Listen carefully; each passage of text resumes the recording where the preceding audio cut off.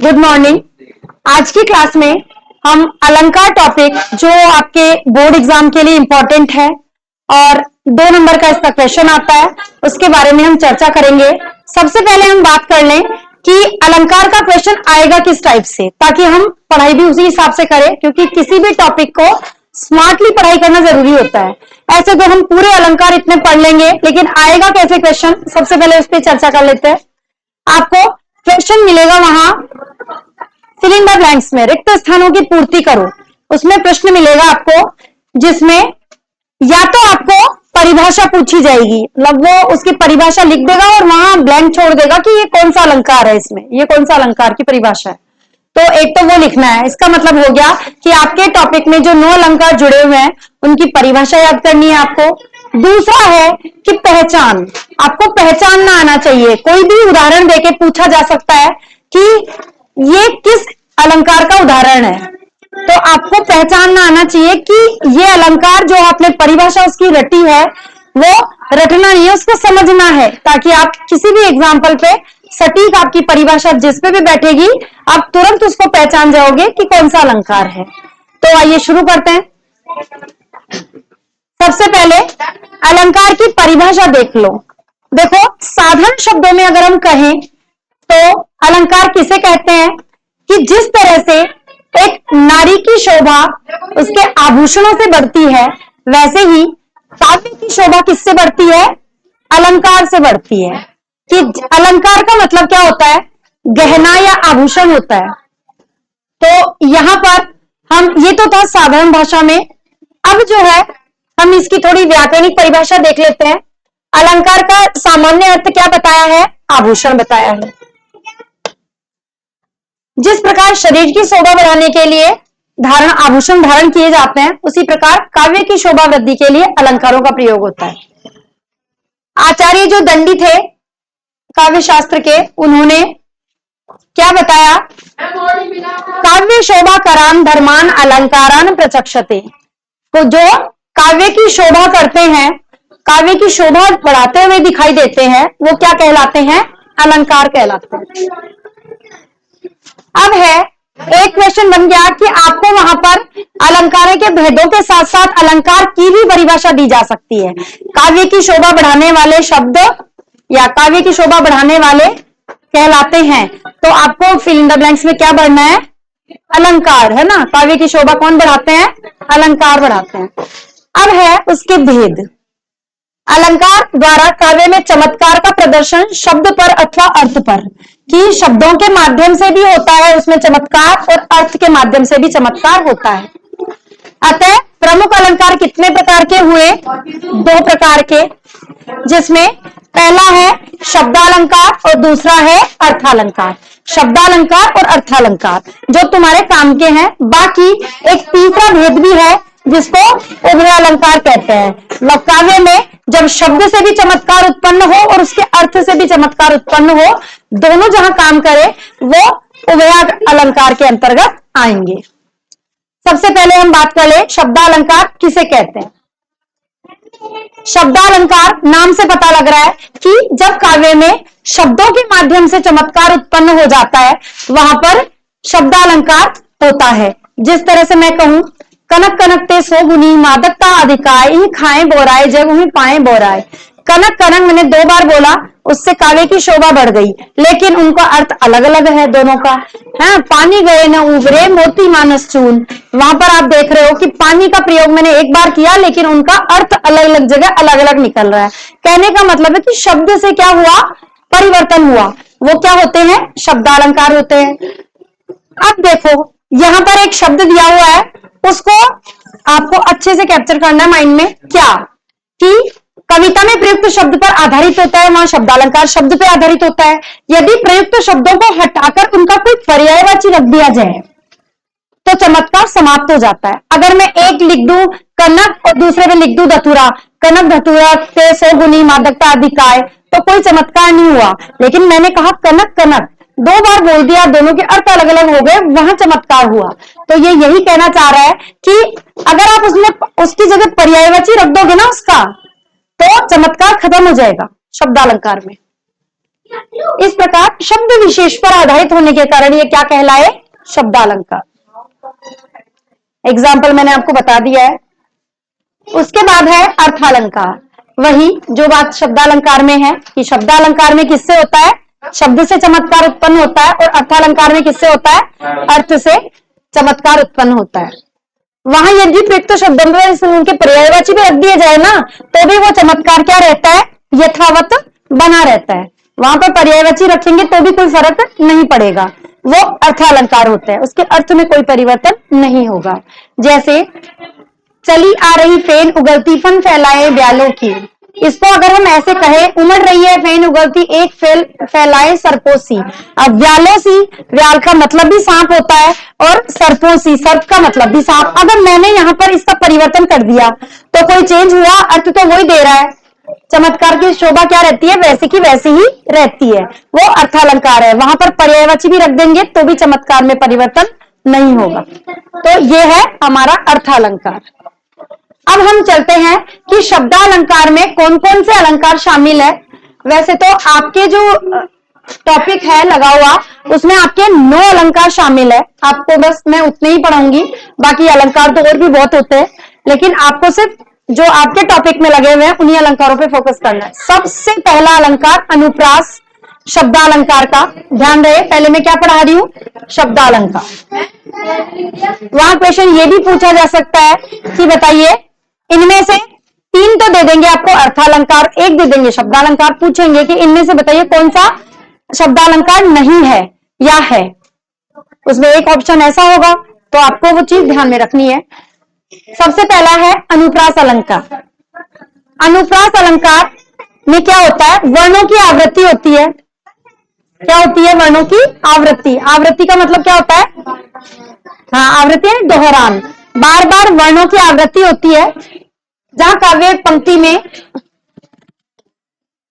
वर्ण है, ये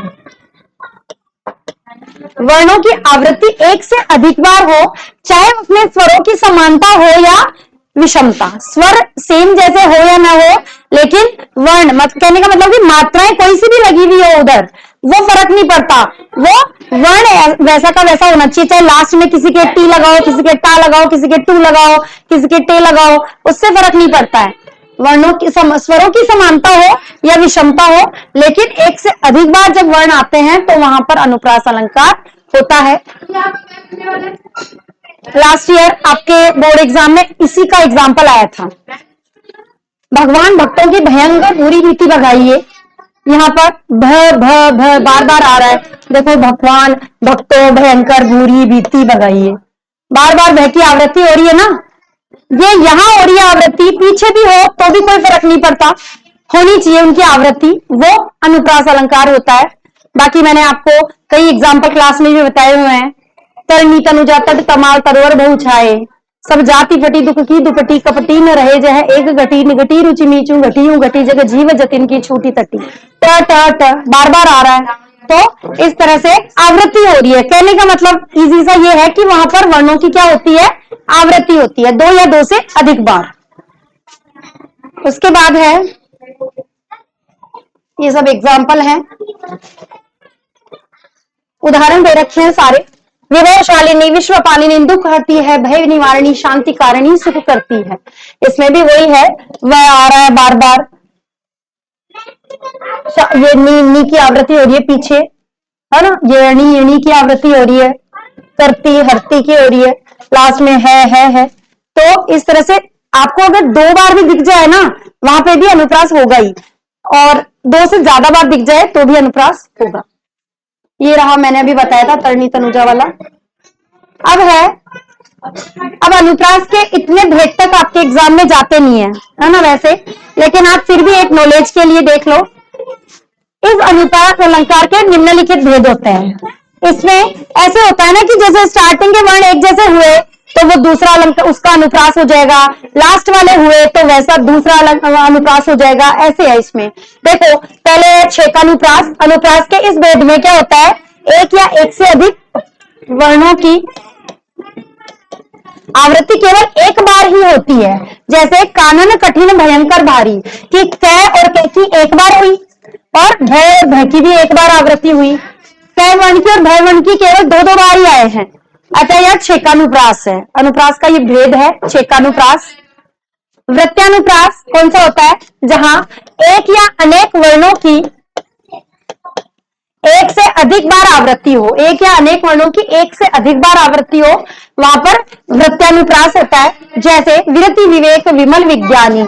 अब यहां पर देखो, ये व, ये व, ये व, ये व, सेम जैसे एक या अनेक बार, मतलब एक की वी सब जगह आया है, तो ये वृत्यानुप्रास होगा, अनेक बार हुई है तो। फिर है श्रुत्यानुप्रास। श्रुत्यानुप्रास है जहां ऐसे वर्णों की आवृत्ति हो जो मुख के एक ही उच्चारण स्थान से उच्चरित हो। ये जब हम वर्ण विचार का टॉपिक पढ़ते हैं व्याकरण का, तो उसमें जो हमारा मुख है, मुख विवर, उसमें हमारे अलग अलग पार्ट है, जैसे तालु है, जीभ है, दांत है, हमारे गला है ना, मूर्धा है। इन सब से हमारे जो वर्ण बोले जाते हैं ना, वो टकराकर बाहर निकलती है हवा, और हम उससे वो बोलते हैं। अब जैसे मैं बोलूं च च, तो अगर जीभ मेरी कहां से टकराई? च, तालू से टकराई ना, तो कहने का मतलब है कि इनको, उनका जो उच्चारण स्थान होगा वो एक ही होगा। श्रुत्यानुप्रास में क्या होगा? श्रुत्यानुप्रास में वर्णों के एक ही उच्चारण स्थान से उच्चरित होगा, वह श्रुत्यानुप्रास होता है। जैसे दिनांत था थे दीननाथ डूबते, देखो दिनांत था, न एक ही न हम बोल रहे हैं, तो एक ही उच्चारण स्थान से हमें सुनाई दे रहा है साउंड। दिनांत थे दीननाथ डूबते, दीननाथ डूबते, ऐसे ड ड हमारी मूर्धा पे टकराट हो रही है। इस काव्य पंक्ति में एक ही उच्चारण स्थान से देखो, दीननाथ मूर्धा के साथ हमारे दांत पे भी टच हो रही है, दीननाथ डूबते। देखो बोल के देखो, तुम्हें अपने आप पता लगेगा। अगर वो दंत से उच्चारित होने वाले अनेक वर्णों त थ द न की आवृत्ति हुई है, अतः यहाँ श्रुत्यानुप्रास है। हम बोलेंगे तो हमारी जो जीभ है, जिह्वा है, वो दांतों को टच करेगी, और इस तरह से वो मूर्धा के साथ साथ दांतों को भी टच करेगी, और इस तरह से वो एक ही उच्चारण स्थान से वो उच्चरित होगा, इसलिए वो श्रुत्यानुप्रास होगा। अंत्यानुप्रास में क्या होता है? छंद के चरणों के अंत में जहां एक समान वर्णों का प्रयोग हो, वहां अंत्यानुप्रास अलंकार होता है। जैसे काली काली अलकों में, अलस मद नत पलकों में, जहां एक समान वर्णों का प्रयोग हो चरण के अंत में। देखो काली ली को, फिर ये क को, मतलब अंत में एक जैसा, अंत वाला जो वर्ण है वो एक जैसा हो, दो या दो से अधिक बार, तो वहां पर अंत्यानुप्रास होता है।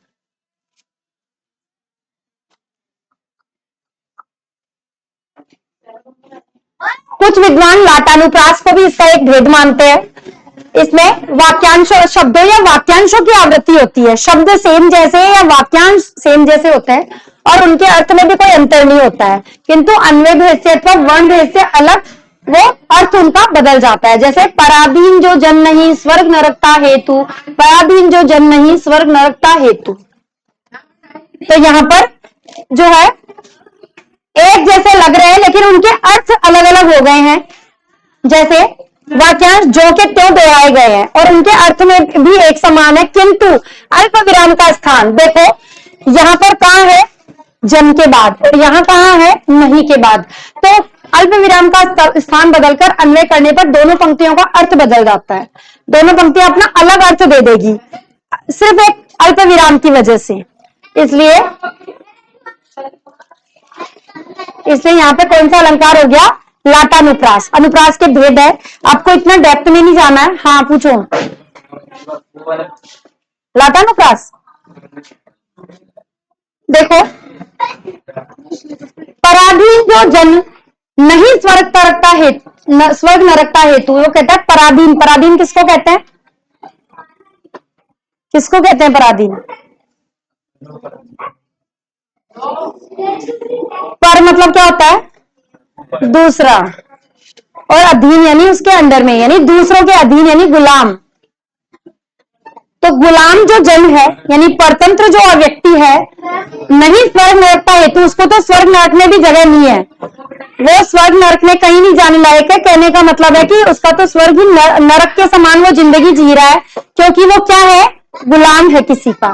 फिर है पराधीन जो जन नहीं, लेकिन वो कह रहा है कि जो व्यक्ति पराधीन नहीं है, तो यहाँ पर कोमा का ही फर्क है, बस ये अल्प विराम है ना, वो जगह जगह लग गया, उन दोनों का अर्थ अलग अलग हो गया, दोनों पंक्तियों का, सिर्फ इस कोमा के प्रयोग से, अल्प विराम के प्रयोग से।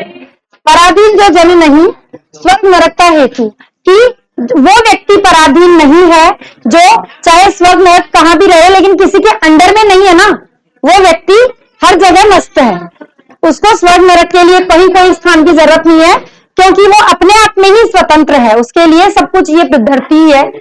लेकिन अगर कोई व्यक्ति पराधीन है, गुलाम है, तो वो व्यक्ति कहीं के लायक का, कहीं मतलब ना स्वर्ग का है ना नरक का है, उसको कहीं जगह नहीं मिलती, इसलिए पराधीनता के लिए कहा गया है, और दोनों पंक्तियों का अर्थ बदल गया है।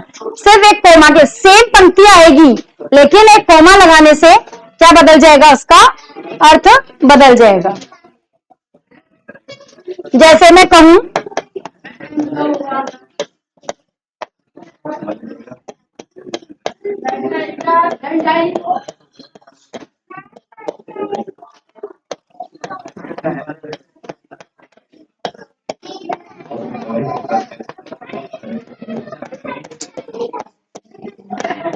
ये देख लो, साधारण अर्थों में साधारण देख लो, सुनो मत जाने दो, यहां मैंने लगाया, फिर यहाँ है सुनो मत जाने दो, अर्थ अलग हो गए ना दोनों के। ये तो इजीली समझ में आ रहा है कि हम कह रहे हैं अगले को कि सुनो, उसको मत जाने दो, एक कह रहे हैं सुनो मत जाने दो, दोनों का अर्थ अलग अलग हो गया, तो यहाँ लाटानुप्रास है, ठीक है ना, एक कोमा ने उसका अर्थ बदल दिया है, बाकी सेम है, कहीं भी कुछ चेंज नहीं किया है मैंने। श्लेष, श्लेष का अर्थ क्या बताया था मैंने,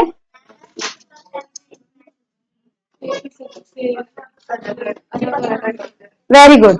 श्लेष शब्द का अर्थ ही क्या होता है, शाब्दिक अर्थ होता है चिपकना, जिसमें एक शब्द में अनेक अर्थ चिपके हुए होते हैं, वो होता है श्लेष अलंकार।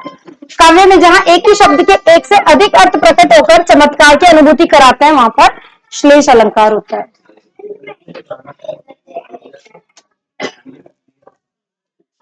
यहां पर इनके उदाहरण देख लो,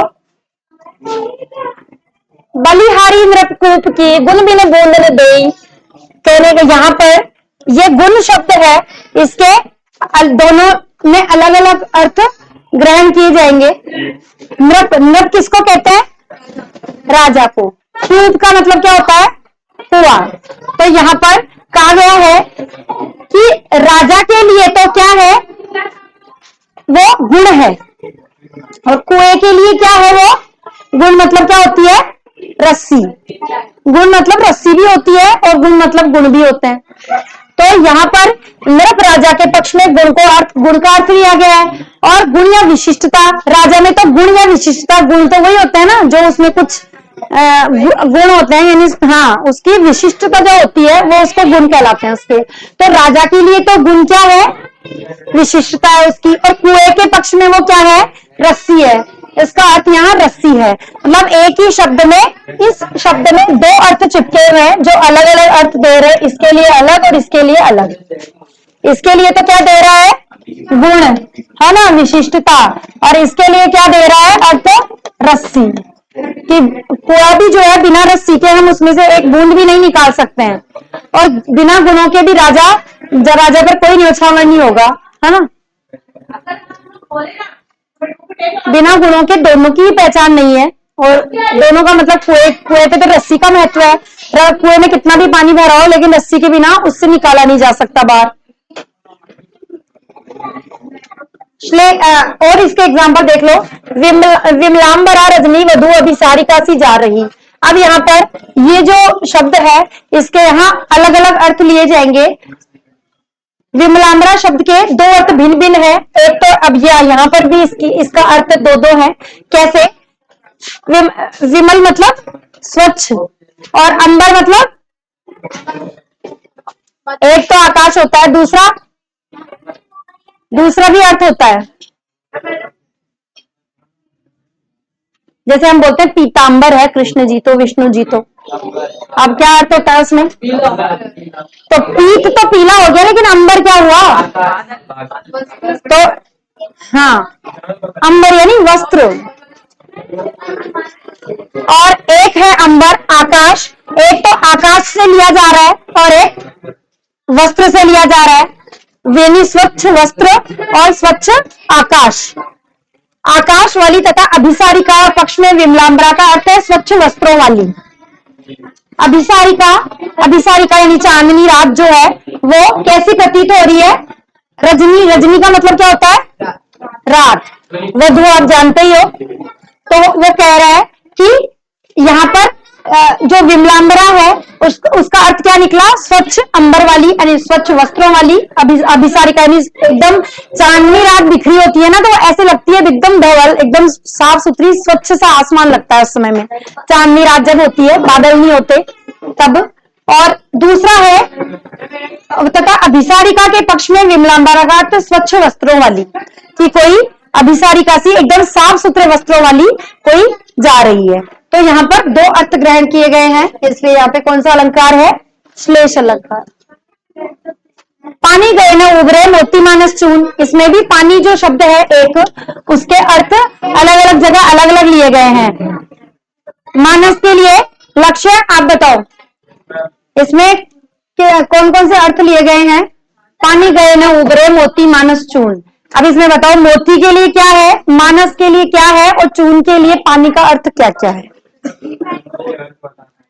हाँ, खड़े हो जाओ।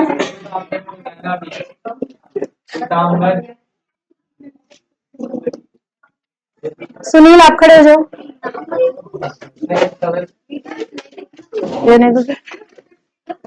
हाँ, कोई है? मोती, मानस और चून। मोती के लिए पानी का क्या अर्थ है? कि पानी गए ना उभरे, पानी चले जाने से नहीं उभर के आता है क्या? मोती का पानी से क्या मतलब है? मोती का पानी चला जाए यानी कि उसकी चमक चली जाए। मोती तो चमक से ही तो है, बाकी अगर चमक नहीं है तो वो मोतियों की माला खराब हो जाती है। तो पानी मतलब मोती की चमक चली जाए तो वो किसी काम का नहीं रहता। फिर है मानस, मानस के लिए पानी क्या है? माने इस मनुष्य का तो पानी ही मर गया, तो पानी का मतलब क्या हुआ यहाँ? इज्जत। तो उसकी इज्जत चली जाए तो वो मनुष्य फिर किसी को मुंह दिखाने लायक नहीं रहता। फिर मोती मानस चून, चून से क्या मतलब है?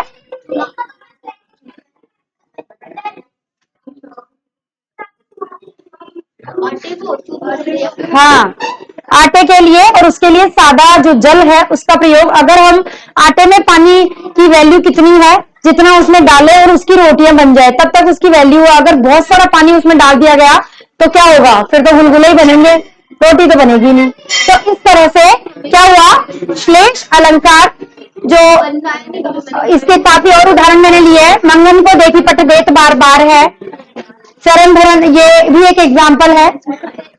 इसमें भी जो है सोने का अलग अलग अर्थों में प्रयोग किया गया है सुबरन का, कि कवि के लिए सुबरन यानी अच्छे वर्ण या अक्षर से है मतलब, और व्यभिचारी के लिए अच्छे रूप रंग से है, और चोर के लिए सोने का मतलब है। यानी एक ही जो शब्द है उसमें अलग अलग अर्थ हमें दे दिए हैं। उसके बाद मंगन को देखी पट देत बार बार है, तो यहाँ पर मांगने वाले को देखकर कोई बार बार पट, एक तो पट होता है वस्त्र को कहते हैं और एक होता है पट दरवाजा होता है। तो एक तो मांगने वाले को देखकर बार बार वस्त्र दान में देती है और एक मांगने वाले को देखकर बार बार दरवाजा बंद कर देती है। तो यहाँ पर इस तरह से ये श्लेष अलंकार कंप्लीट हुआ। कल आगे की क्लास में हम इससे आगे के जो अलंकार शेष हैं इनके बारे में चर्चा करेंगे। तब तक के लिए धन्यवाद।